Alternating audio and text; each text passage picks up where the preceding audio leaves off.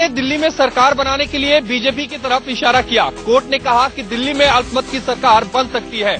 हालांकि supreme court ने उपराज्यपाल को दूसरे विकल्प तलाशने के लिए पर्याप्त समय दिया है।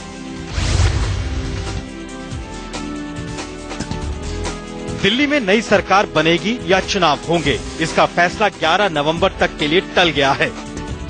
लेकिन सुप्रीम कोर्ट ने आज इस मामले की सुनवाई करते हुए दो अहम बातें कही।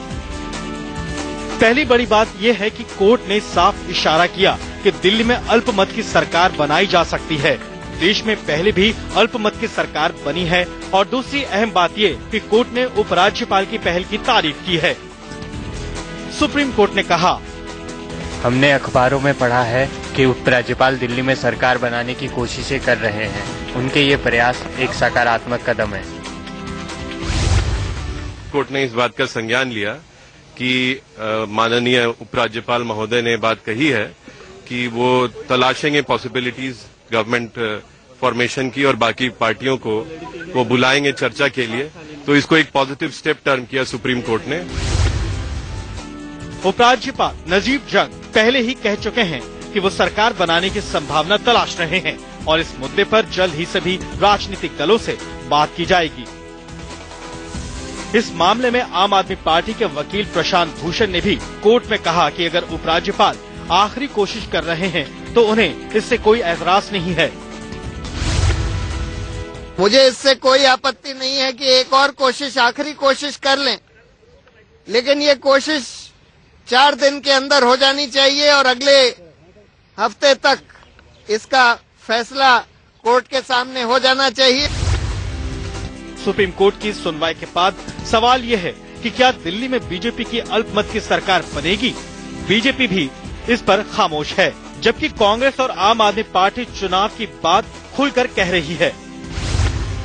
कोर्ट ने जो टिप्पणी की है वो उसका हम सम्मान करते हैं और lieutenant governor Bharatiya Janata party के पास जब ये विषय आएगा, जैसा मैंने पहले भी कहा है, समय आने पर इसका जो भी उचित जवाब होगा पार्टी विचार करके उसका जवाब देगी।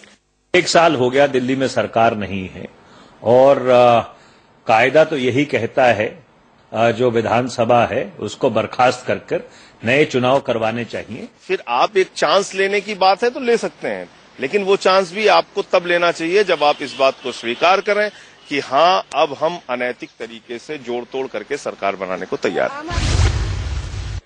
दिल्ली विधानसभा में फिलहाल 67 विधायक हैं, जिसमें बीजेपी के पास 29, आम आदमी पार्टी के पास 27, कांग्रेस के पास 8 और अन्य के पास 3 विधायक हैं।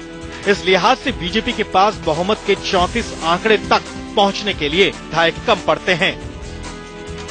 जहां तक सरकार बनाने की बात है तो बीजेपी के पास 29 विधायक हैं। विनोद कुमार बिन्नी बीजेपी के साथ आ जाते हैं तो बीजेपी का आंकड़ा 30 हो जाएगा। लेकिन सरकार बनाने की संख्या से बीजेपी 4 सीटें दूर ही रहेगी। अगर जेडीयू का एक एमएलए और एक निर्दलीय विधायक भी बीजेपी को समर्थन देते हैं तो बीजेपी की सीटों की संख्या 32 हो जाएगी। लेकिन बहुमत के लिए 2 सीटें अब भी कम रहेंगी। दूसरी तरफ चुनाव आयोग ने दिल्ली के 3 विधानसभा सीटों पर उपचुनाव की तारीख का ऐलान कर दिया है। बीजेपी अगर ये तीनों सीटें जीत जाती है तब भी उसके पास सरकार बनाने के लिए पूरा आंकड़ा नहीं होगा और अगर आम आदमी पार्टी ये सीटें जीतती है तो वो भी पर्याप्त संख्या से दूर ही रहेगी। बिना कांग्रेस के समर्थन के वो भी सरकार नहीं बना पाएगी और न ही कोई 2 पार्टी मिलकर सरकार बनाने को तैयार है। सुप्रीम कोर्ट की इस टिप्पणी के बाद गेंद एक बार फिर उपराज्यपाल के पाले में है। सवाल यह है कि क्या एलजी बीजेपी को सरकार बनाने के लिए बुलाएंगे और क्या बीजेपी अल्पमत की सरकार बनाएगी?